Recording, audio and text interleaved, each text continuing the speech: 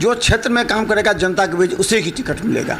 तो क्या लगता है कि आपके क्षेत्र में जनता के बीच जो पहचान है उसका कितना फ़ायदा मिलेगा आप? देखिए, हम दरभंगा जिला के 10 विधानसभा में जा कर के अति पिछड़ा समाज के, क्योंकि हम जो विंग में आते हैं अति पिछड़ा प्रकोष्ठ के अंतर्गत प्रदेश उपाध्यक्ष हैं, हम दरभंगा जिला के 10 विधानसभा में जा कर के और अति पिछड़ा भाइयों के बीच में जो हमारे विंग के लोग हैं काम कर रहे हैं। अभी जो हम लोगों का सामाजिक न्याय परिचर्चा चल रहा था उसमें हम लगभग विधानसभा में जाकर के अति पिछड़े के लोग के साथ गए हैं और उनको बताने का काम किए हैं कि ये सामाजिक न्याय क्या है। आप सोच सकते हैं कि सबसे पिछले पायदान पर जो लोग बैठे हुए हैं उसको न्याय देने वाले कौन हैं? माननीय लालू प्रसाद यादव जी हैं।